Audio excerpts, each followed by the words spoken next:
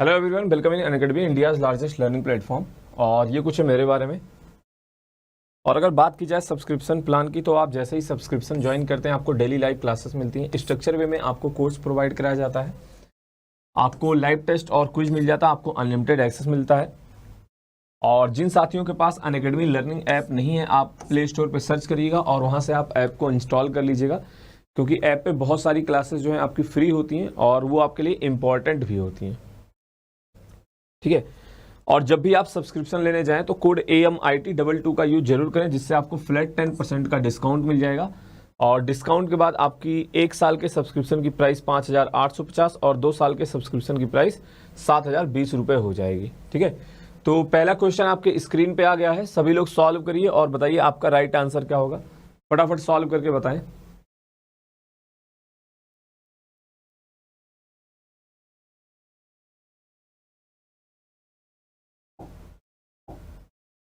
Solve करिए और बताइए आपका करेक्ट आंसर क्या होगा।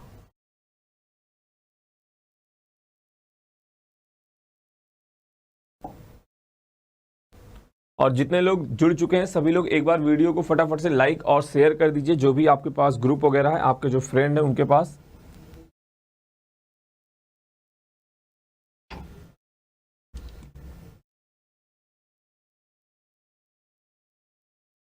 सॉल्व करें और बताएं आपका आंसर क्या आएगा। गुड मॉर्निंग सभी लोगों को।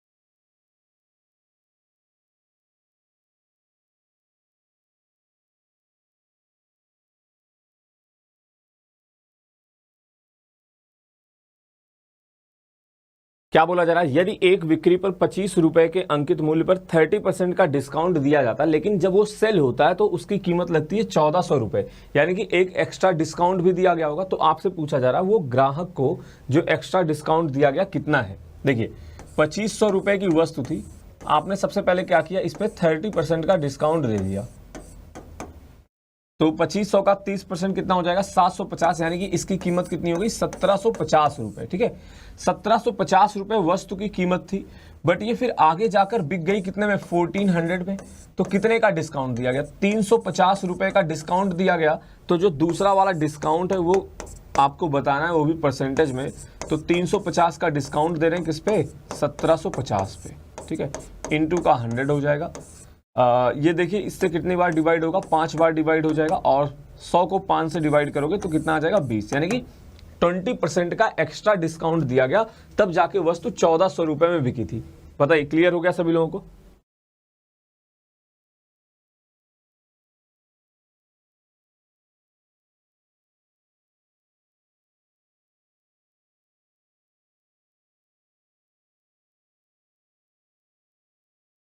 गुल्लू, जितेंद्र, अक्षिता, अरविंद, मनीष, यादव, सत्यम, बहुत बढ़िया।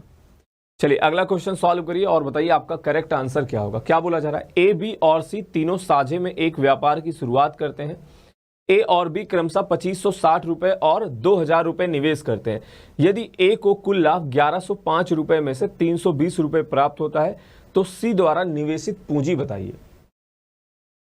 यानी कि सी द्वारा कितने रुपए इन्वेस्ट किए गए थे। फटाफट सॉल्व करके बताएं।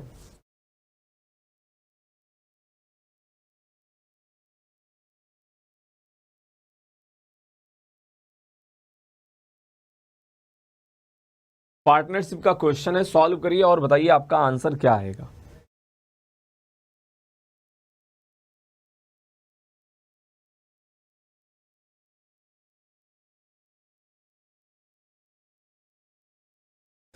देखिए सी का इन्वेस्टमेंट आपको बताया नहीं गया है, तो आपसे पूछा जा रहा है सी ने कितने रुपए निवेश किए हैं। आइए समझते हैं। ए और बी का आपको इन्वेस्टमेंट बताया गया है। ए क्या कर रहा है, 2560 रुपए इन्वेस्ट कर रहा है। ठीक है, और बी हमारा 2000 रुपए इन्वेस्ट कर रहा है। सी का इन्वेस्टमेंट हमें पता नहीं है। अब बोला गया कि अगर टोटल 1105 रुपए निवेश किए गए हैं, तो उनमें से ए का उसमें से किसका प्रॉफिट दिया गया है, ए का ही दिया गया 320 रुपए। तो सबसे पहले आप क्या करोगे, यहाँ पे रेशियो फाइंड आउट कर लेते हैं कि ए और बी के इन्वेस्टमेंट का रेशियो क्या है। ठीक है, तो कितना आ जाएगा, ये 0 से 0 कट जाएगा।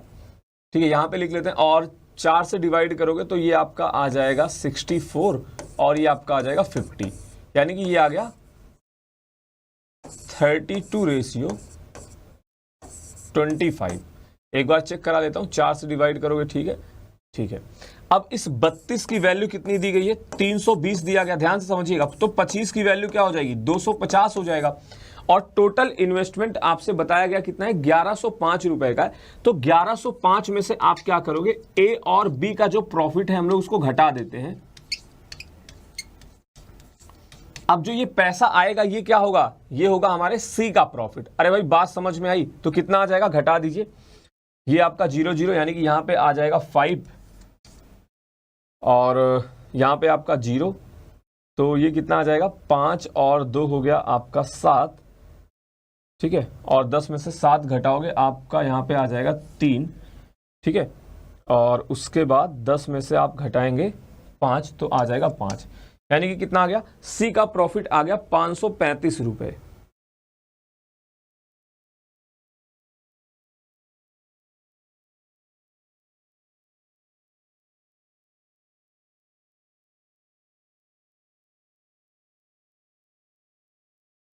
तब देखिए क्या था, एक्चुअल जो हमारा अमाउंट था वो 250 का कितना गुना है।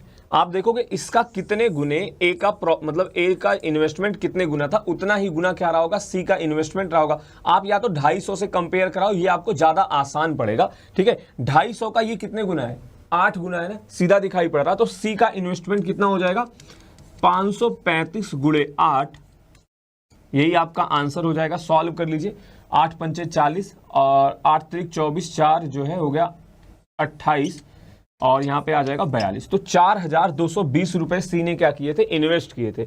बताइए क्लियर हुआ कि नहीं।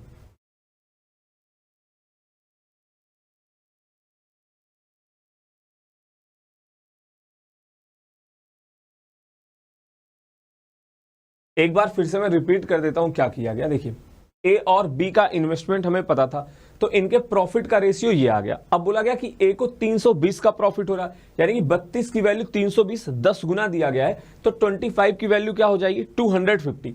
अब ए और बी का प्रॉफिट आपको पता चल गया, 1105 में से आपने घटा लिया तो पता चल गया कि 535 रुपए सी का प्रॉफिट है।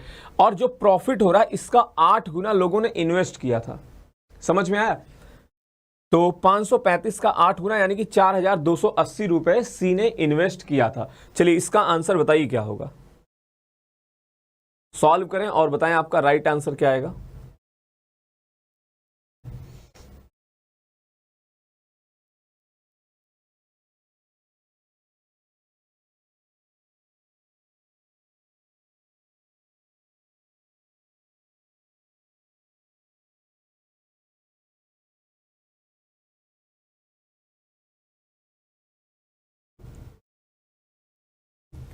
अक्षिता, गुलू, यादव, सत्यम, हैप्पी कुमारी, बहुत बढ़िया। इसका आंसर बताइए क्या होगा। x रुपए की एक राशि पर 8% की दर से 2 वर्ष के लिए चक्रवृद्धि ब्याज और साधारण ब्याज का अंतर 19 रुपए 20 पैसे है। तो आपसे पूछा जा रहा है x का वैल्यू क्या होगा, x का मान क्या होगा। फटाफट सॉल्व करके बताइए।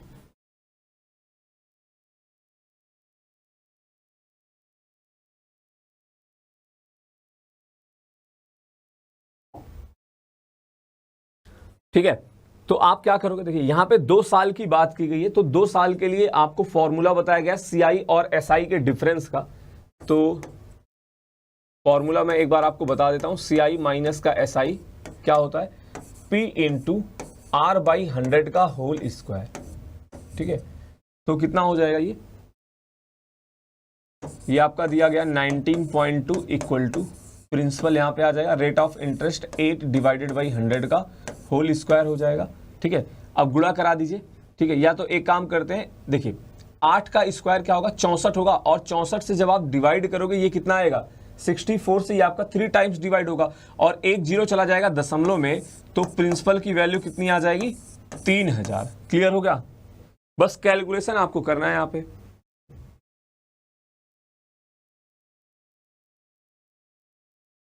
कौन है, ऑप्शन से होगा कि नहीं? गुल्लू बाबू देखो, ऑप्शन से अगर आप बनाना चाहोगे तो थोड़ा सा क्वेश्चन आपका लेंदी हो जाएगा। कैसे भाई? सबसे पहले आपको क्या पता कि ये वाला ऑप्शन सही है, आप हो सकता है पहले इसको चेक कराएं या फिर इसको चेक कराओ। तो दो ऑप्शन अगर आप चेक करा लोगे उसके बाद आपका टाइम जो है उतना खत्म हो जाएगा, ठीक है, जितने में आपका क्वेश्चन बनना चाहिए था। हाँ, कैसे और सॉल्व कर सकते हो? 2 साल के केस में आप ये कर सकते हैं, देखिए 8% का ब्याज मिल रहा है, तो 8 यानी कि 16% का आपको सिंपल इंटरेस्ट, और वो कंपाउंड इंटरेस्ट में भी कॉमन होगा। एक्स्ट्रा हमें क्या मिलेगा? एक्स्ट्रा हमें मिलेगा 0.64%, इतना परसेंट ज्यादा ब्याज मिलेगा। और इसी की वैल्यू क्या दी गई है? 19.2 दिया गया, 19.2 दिया गया है। तो यहां से आप क्या करोगे? 1% की वैल्यू पता कर लोगे। 1% की वैल्यू यहां से आ जाएगी 30, तो 100% की वैल्यू यहां से पता करेंगे, डायरेक्ट आपका आंसर आ गया 3000। ठीक है, अब देखो कभी कभी इससे जल्दी आ जाता है, कभी कभी आपका फॉर्मूला आसान पड़ता है। अब कुछ लोगों को अगर ये डाउट है 0.64 कैसे आया, ये चीज आप समझना। कोई प्रिंसिपल होगा, इस पे आपको 8% का ब्याज मिला, यहां पे भी आपको 8% का ब्याज मिला। अब क्या होगा? इस 8% पे भी आपको यहां पे एक्स्ट्रा 8% का ब्याज मिलेगा, क्योंकि ये तो कंपाउंड इंटरेस्ट है। तो यही तो दोनों का डिफरेंस है, सीआई और एसआई का डिफरेंस क्या है? यही तो है। तो आप ऐसा भी कर सकते हो कि 0.64% की वैल्यू 19.2 दिया गया है, 1% की वैल्यू 30 हो जाएगी, और 100% की वैल्यू आप वहां से कैलकुलेट कर लोगे। चलिए इस क्वेश्चन का आंसर बताइए, सभी लोग सॉल्व करके बताएं आपका करेक्ट आंसर क्या आएगा।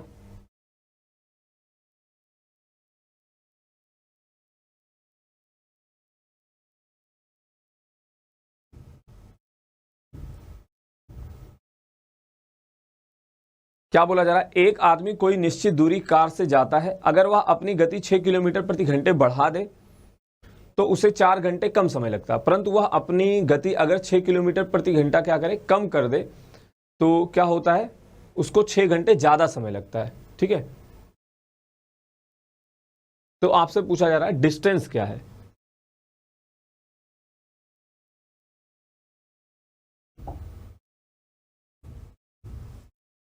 देखिए यहां पे क्या है, अगर वह अपनी गति 6 किलोमीटर प्रति घंटा, यहां पे आप लिख लीजिएगा, यहां पे क्या आएगा? कम कर दे। ठीक है, 6 किलोमीटर प्रति घंटे नहीं, अगर वो 6 किलोमीटर प्रति घंटे कम करता है तब उसको 6 घंटे का समय लगता है।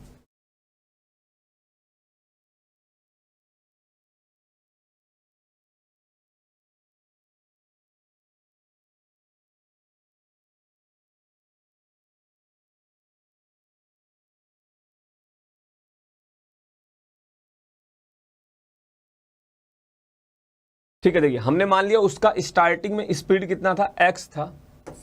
ठीक है, क्या बोला जा रहा? अगर वो 6 किलोमीटर प्रति घंटे बढ़ा दे, यानी कि x + 6 कर देता है, इनका डिफरेंस कितना हो जाएगा? 6 का।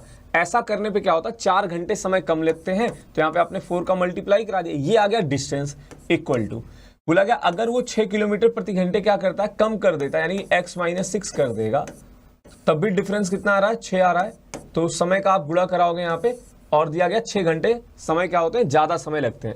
अब यहां से आप सॉल्व कर दीजिए, x से x कट जाएगा और ये 6 से 6 कट जाएगा, यानी कि x प्लस का 6 डिवाइडेड बाई x माइनस का 6, ये कितना आ जाएगा?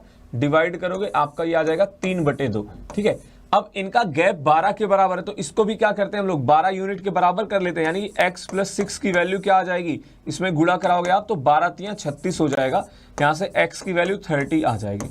अब आपको डिस्टेंस पता करना है, ये x क्या आ गया? स्पीड आ गया। डिस्टेंस आपको पता करना, आप कहीं पे भी वैल्यू पुट करा दीजिए, यहां पे पुट करा दो या फिर यहां पे पुट करा दो। अभी हम लोग क्या करें, यहां पे वैल्यू पुट करा दे रहे हैं, तो कितना हो जाएगा? x की वैल्यू 30 × 36 और डिवाइडेड बाई 6 हो जाएगा, यहां पे है 4। समझ में आ गया? तो 6 से डिवाइड करोगे आपका ये 6 आ जाएगा, 24 × 3 = 72, यानी कि 720 किलोमीटर।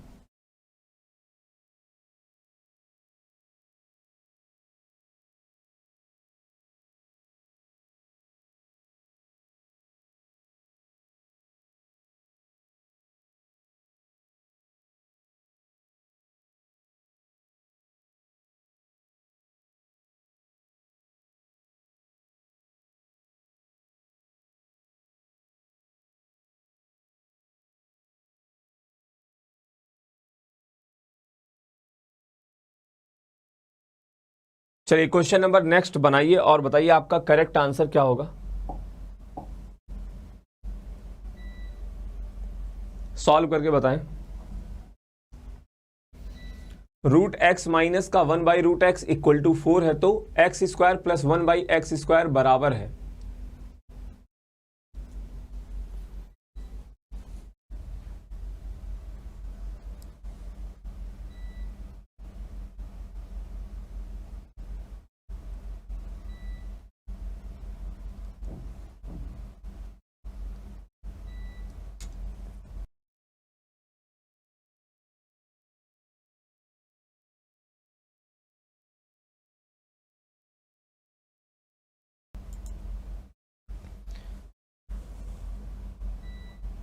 तो अब आपको यहां पे क्या करना पड़ेगा, 2 बार आपको स्क्वायर कराना पड़ेगा। ठीक है, तो सबसे पहले क्या करेंगे, रूट एक्स माइनस का 1/√x की वैल्यू 4 दी गई है। जब आप इसका स्क्वायर कराओगे क्या होगा, x प्लस का 1/x equal to P square plus का 2 होगा, क्योंकि माइनस से आप प्लस में आ रहे हो, यानी कि 4 स्क्वायर प्लस का 2 हो जाएगा और इसकी वैल्यू आ जाएगी 18। ठीक है, फिर से आप इसका स्क्वायर करोगे, इस बार आप प्लस से प्लस में ही जा रहे हो, तो क्या होगा, पी स्क्वायर माइनस का 2 होगा, यानी कि 18 का स्क्वायर माइनस का 2, 324 माइनस का 2, 322 क्या हो जाएगा, करेक्ट आंसर हो जाएगा। ठीक है, अब देखो अगर किसी ने गड़बड़ी में, मतलब जल्दबाजी में यहाँ पे गड़बड़ कर दिया, माइनस का 2 कर देगा, क्या होगा, यहाँ पे 14 आ जाएगा।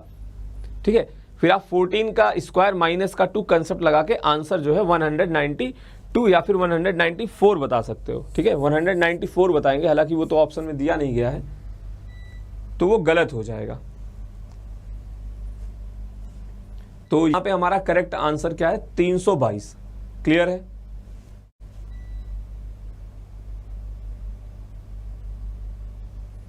चलिए बंटी जी आप भी क्वेश्चन सॉल्व करें।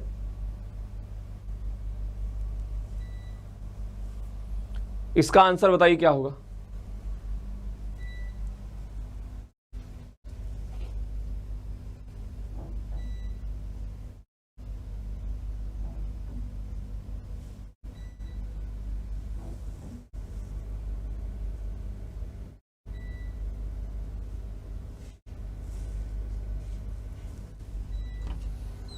सभी लोग सॉल्व करके बताएं।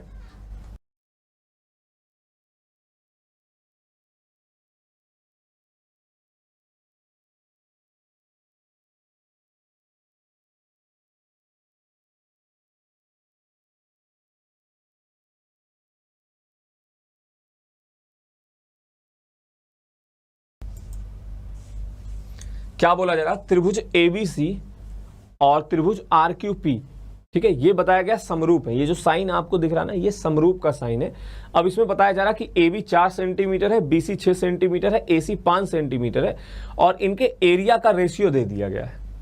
ठीक है, एरिया का रेशियो दिया गया 9:4 है। तो देखो ध्यान से समझिएगा, आपको क्या बताया गया है, जब आपने चैप्टर पढ़ रखा होगा, तो त्रिभुज ABC और अगर त्रिभुज PQR समरूप है, ठीक, सबसे पहले देख लेते हैं हमें साइड कौन सी निकालनी, PQ की वैल्यू पूछी जा रही है, यानी कि रिलेशन हमें PQ और AB में देखना है। तो क्या होता है, संगत भुजाओं के स्क्वायर के अनुपात के बराबर होता है। संगत भुजा कौन सी हो जाएगी, AB बटा PQ होगा। अरे भाई बात समझ में आई, AB बटा PQ होगा, इसके होल स्क्वायर के बराबर होगा। अब सब वैल्यू दी गई है, एक यहाँ पे अननोन है, आप उसको फाइंड आउट कर लीजिए। ये आपका दिया गया है 9/4, यानी कि 9 डिवाइडेड बाई 4 हो जाएगा, इक्वल टू AB कितना दिया गया है, AB दिया गया है 4 सेंटीमीटर, और PQ की वैल्यू हमें पता करनी है, स्क्वायर है। अब जब आप रूट लोगे तो यहाँ पे 3 आ जाएगा, 3/2 इक्वल टू ये 4 आ जाएगा, ये PQ आ जाएगा। तो PQ की वैल्यू यहाँ से क्या आ जाएगी, 8/3 आ जाएगा ना, 8/3। कुछ लोग 10/3 बता रहे हैं, अभी आंसर आपने सही कर दिया, तो 8/3 क्या होगा, आपका करेक्ट आंसर होगा। 10/3 गलत है। ठीक,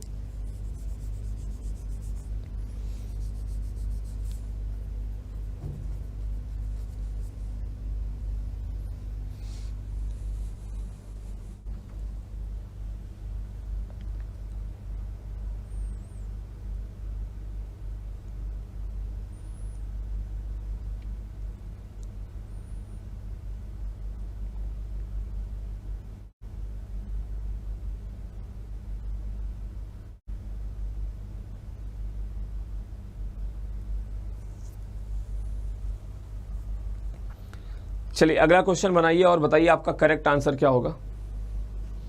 ए प्लस बी किसी काम को 12 दिन में जबकि बी प्लस सी 6 सही 2/3 दिन में करते हैं।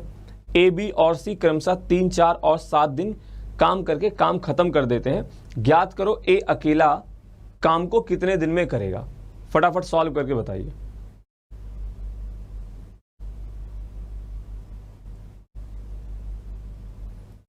क्या पूछा जा रहा है, ए अकेला काम को कितने दिन में समाप्त करेगा।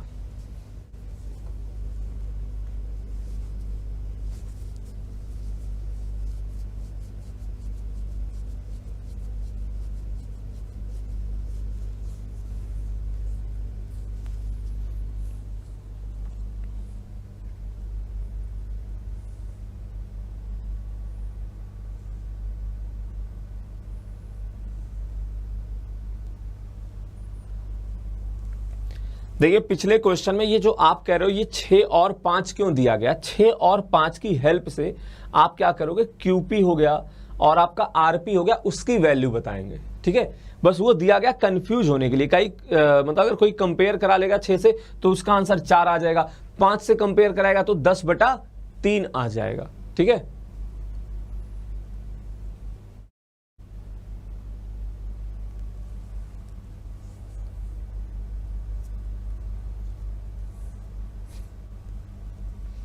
क्या बोला जा रहा है, ए प्लस बी किसी काम को 12 दिन में और बी प्लस सी क्या करते हैं 6 सही 2/3 दिन में, यानी कि 20/3 दिन में काम को समाप्त करते हैं। 20/3। आगे क्या बोला जा रहा है, ए बी और सी क्रमशः 3, 4 और 7 दिन काम करते हैं। देखिए इनका एलसीएम कितना हो जाएगा 60 ना, तो ए प्लस बी मिलकर क्या करेंगे 5 यूनिट काम करेंगे और ये 3 तरीका 9 यूनिट काम करेंगे। बी प्लस सी मिलकर क्या करेंगे 9 यूनिट काम करेंगे। अब देखिए समझिए, बोला गया ए क्या करता है 3 दिन काम करता है और बी हमारा 5 दिन काम करता है, उसके बाद सी जो है वो 7 दिन काम करता है और सब मिला जुला के काम खत्म हो जाता है। यानी कि ये लोग मिलके क्या किए होंगे 60 यूनिट काम कर दिए होंगे। ये बात समझ में आई, इन लोगों ने मिलके 60 यूनिट काम कर दिया तभी तो काम खत्म हुआ है। अब यहां पे देखो आप ए की मतलब ए की इफिशियंसी नहीं पता कर सकते ए कितने यूनिट काम कर रहा है डायरेक्ट। ठीक है भाई, आप कहते हो ए 4 होगा बी 1 होगा, मैं ये भी तो कह सकता हूं ये 3 होगा ये 2 होगा ये 7 होगा, तो पता कहां से चलेगा, यहां से हमें ए प्लस बी का मिला के इफिशियंसी पता है तो इसको ब्रेक कराएंगे। देखिए मैं 3 कॉमन ले रहा हूं, ध्यान से समझना। ब्रैकेट के अंदर ए प्लस बी हमने लिख दिया। अच्छा 5b में से 3b यहां पे आ गया, बचा कितना 2b ना, तो इस बार हम 2 कॉमन ले रहे हैं, फिर ब्रैकेट के अंदर b प्लस सी लिख रहे हैं। ऐसा क्यों कर रहे हैं, क्योंकि हमें मिलाकर इफिशियंसी पता है, a प्लस बी की पता है, b प्लस सी की पता, अलग से नहीं पता है। कितना c बच जाएगा 5c हमारे पास बच गया, इक्वल टू 60 यूनिट काम होना है। बस वैल्यू पुट करा दीजिए। a प्लस बी 5 करते हैं यानी कि यहाँ पे 15 यूनिट काम हो गया, ये लोग 9 करते हैं यानी कि यहाँ पे 18 यूनिट काम हो गया। ठीक है, प्लस का 5c इक्वल टू आ गया 60, तो 18 5 33 हो जाएगा। 33 इसमें से घटाओगे 5c की वैल्यू कितनी आ जाएगी 27, यानी कि c क्या करता है 27/5 यूनिट काम करता है। 1 सेकंड, कैलकुलेशन में कहीं पे कुछ गड़बड़ी हुई है क्या,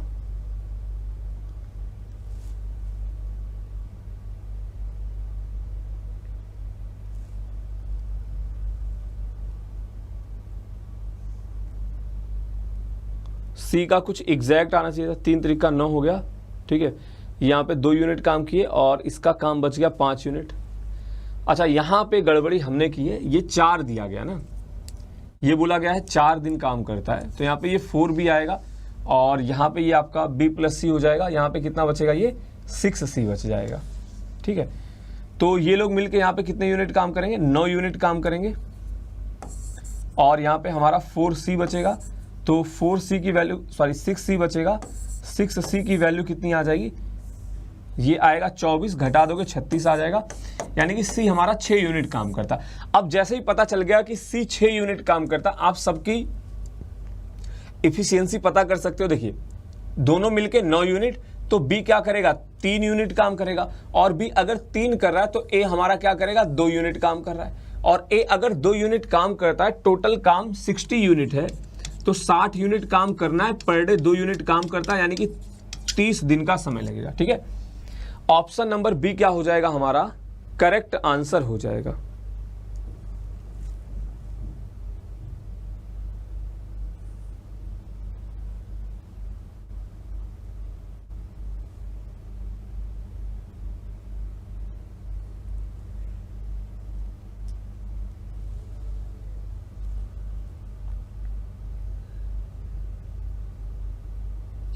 देखिए कौन है, ये आपका डाउट है गुड्डू बाबूजी, आपने क्वेश्चन गलत पढ़ लिया। क्वेश्चन ये नहीं कह रहा कि ए 3 दिन में समाप्त कर लेगा, ये क्या कह रहा है, ए बी और सी क्रमशः, यानी कि ए 3 दिन काम करता है, बी 4 दिन करता है, सी 7 दिन काम करके तब काम खत्म कर देते हैं। ये नहीं बोला गया कि ए बी सी इतने दिन में काम खत्म कर देते हैं, बोला गया काम करके ना, यानी कि जब 3 दिन ए काम करेगा, 4 दिन बी काम करेगा, 7 दिन सी काम करेगा, तब जाके काम समाप्त होगा। ये लाइन समझ में आई? गुल्लू बाबू अभी बताओ समझ में आया कि नहीं आया? एक तो ये नेट जो है सुबह के टाइम बहुत ज्यादा दिक्कत करता है, क्लास जो है सुबह से लग रहा हटानी पड़ेगी।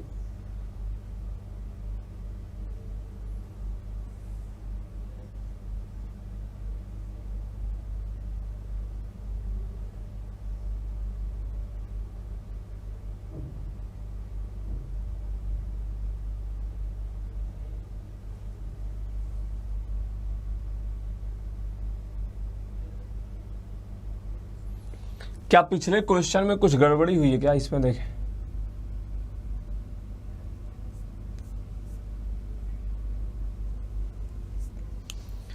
किसकी वैल्यू हमसे पूछी जा रही? पी क्यू, ये हो गया पी क्यू, तो हमें बीसी लेना पड़ेगा। हाँ बिल्कुल सही, मुझे लगा ये पी क्यू आर दिया गया बट आर क्यू पी दिया गया, तो ये आपको ध्यान से देखना पड़ेगा, इसको करेक्ट कर लीजिए।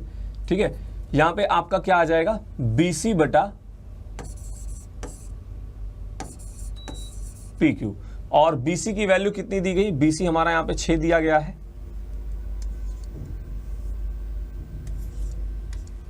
ठीक है, तो पी क्यू की वैल्यू क्या हो जाएगी? 4 हो जाएगा। ठीक है, अगर देखिए यहां पे पी क्यू आर दिया गया होता, समरूपता आप कैसे लगाते हो, यानी कि ए बी के संगत भुजा कौन सी है? आर क्यू है, और क्यूपी के संगत कौन सी है? बीसी है। मुझे लगा ये पी क्यू आर दिया गया, बट एग्जामिनर ऐसे ही कंफ्यूज करता है, ये आर क्यू पी दिया गया है। समझ में आ गया? तो पी के आर जी, देखो आप इतनी देर से कमेंट कर रहे हो बट आप मतलब मेंशन नहीं किए कि मुझे बता रहे हो, मुझे लगा किसी और से आप कुछ बता रहे हो। ठीक है, तो आपको लिखना चाहिए था ना कि ऐसा वहां पे हो गया है। मुझे लगा आप लोग आपस में डिसाइड कर रहे हैं कैसे होगा, क्या होगा।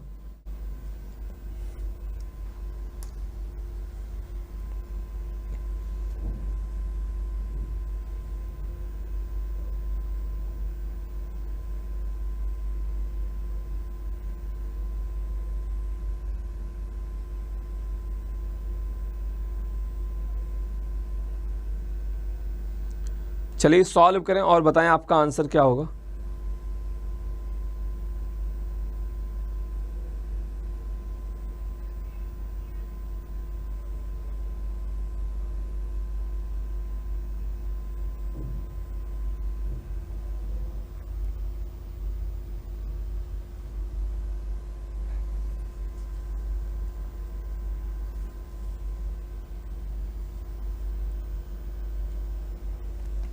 क्या बोला जा रहा है? एक वृत्त में निहित एक वर्ग और एक नियमित षटभुज के क्षेत्रफल का अनुपात क्या होगा? ठीक है, तो ये एक हमने बना दिया सर्किल,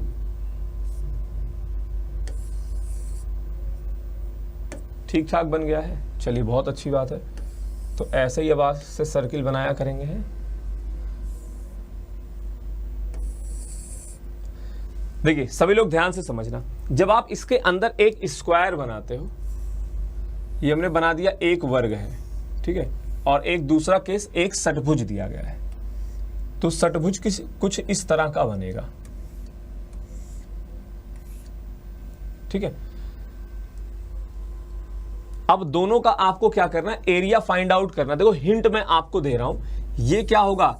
ये भी वृत्त का व्यास है, और अगर आप ध्यान से देखते हो ये, तो ये भी क्या है? वृत्त का व्यास है। जो सर्किल है उसका डायमीटर कौन सा है? ये, ठीक है, उसका व्यास ये वाली लाइन है जो हमने खींच दिया। और षटभुज की प्रॉपर्टी क्या होती है? इसका ये वाला जो विकर्ण है भुजा का क्या होता है? दोगुना होता है। सभी लोग ध्यान से समझो, ठीक है। अब आपको यहां पे क्या करना भाई, इसकी रेडियस हम लोग मानेंगे यहां पे कितना है, मान लेते हैं इसका रेडियस था r, या फिर आप 1 यूनिट मान के भी कर सकते हो। रेडियस अगर आप मान लो इसका 1 यूनिट है, या फिर आप r मान लो, चलो r मान लेते, वरना कुछ लोगों को कंफ्यूजन हो जाएगा। अब अगर r है तो ये डिस्टेंस कितनी हो जाएगी, 2r होगा, ये भी क्या होगा 2r होगा। अगर ये 2r होगा तो समषटभुज की साइड क्या हो जाएगी, r हो जाएगा। तो समषटभुज का एरिया क्या होता है, 6 समबाहु त्रिभुज के एरिया के बराबर होता है, यानी कि 6 × √3/4 और r का स्क्वायर, साइड का स्क्वायर, ये आ गया इसका एरिया। स्क्वायर का एरिया क्या होता है भाई, डायगोनल हमें पता है, तो डायगोनल का स्क्वायर बटे 2, तो डायगोनल का स्क्वायर कितना हो जाएगा, 2r का होल स्क्वायर बटे 2, यानी कि यहां से आ जाएगा 2r स्क्वायर, और यहां से क्या आ जाएगा आपका रेशियो, डिवाइड कर दोगे 3√3 डिवाइडेड बाई 2 r का स्क्वायर, तो r स्क्वायर से r स्क्वायर कट जाएगा, आपका आंसर कितना आ जाएगा 4:3√3। ये होगा आपका राइट आंसर। कमेंट करके बताइए क्लियर हुआ कि नहीं।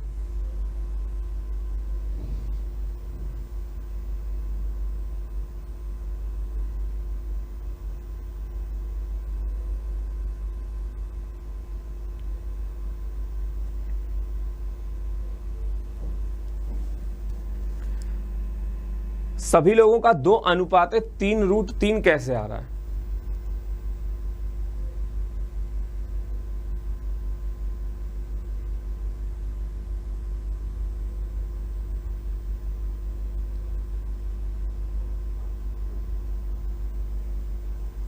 ये बताओ आप लोगों का आंसर 2:3√3 कैसे आ रहा है। क्या मैंने इसमें कहीं पे कैलकुलेशन में मिस्टेक किया, 4r² कट गया, 2r² हो गया, 6 × √3/4 इंटू का r² हो गया, ठीक है। डिवाइड करोगे 3/2 आ जाएगा, ठीक है। गुणा कराएंगे ये आपका 4:3√3 आएगा।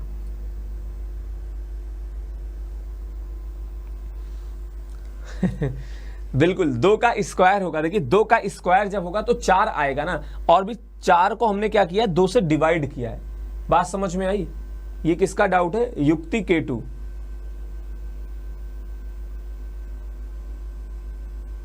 और देखिए सुबह वाली टाइमिंग में बहुत ही जल्द चेंज करूंगा, इसमें मतलब नेट की बहुत ज़्यादा दिक्कत होती है।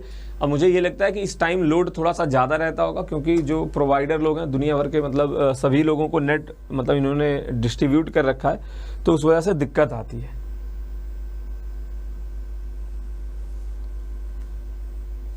और फिर इतनी ज़्यादा बफरिंग वगैरह होती है तो फिर मतलब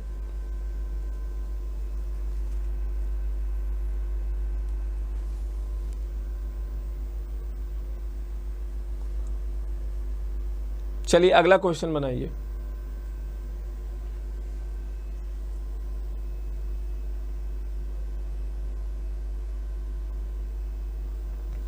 दो वस्तुओं में से प्रत्येक को 962 रुपए के मूल्य पर बेचा जाता है। उनमें से एक वस्तु पर विक्रेता को 30% का प्रॉफिट होता है और दूसरी वस्तु पर 26% का हानि होता है।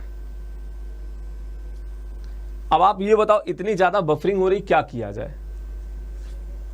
ठीक है, इसका टाइम कुछ चेंज करना पड़ेगा।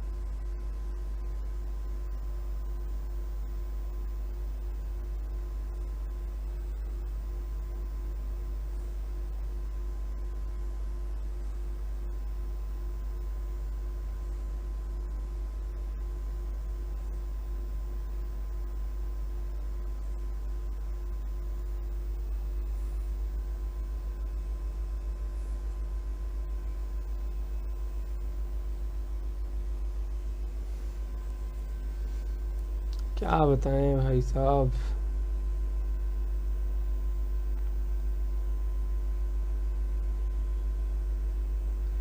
ए और सी में से ऐसे नहीं बताना, कोई एक आंसर आपको बताना, ठीक है। आई समझते हैं। देखिए बोला गया दोनों को क्या करते हैं, 962 रुपए में आप बेचो, यानी कि सेलिंग प्राइस इक्वल है। तो सेलिंग प्राइस आइए इक्वल करते हैं। पहली वस्तु क्या की गई, 30% के प्रॉफिट पर बेची जा रही है, यानी कि 10 रुपए वाली वस्तु को आप क्या कर रहे हो, 13 में बेच रहे हो, ठीक है। दूसरे के बारे में बोला गया 26% का लॉस होता है, तो 26% हानि का मतलब क्या होगा, 100 रुपए वाली वस्तु आप क्या करोगे, 74 में बेचोगे, यानी कि इनका रेशियो आ जाएगा 50:37, ठीक है।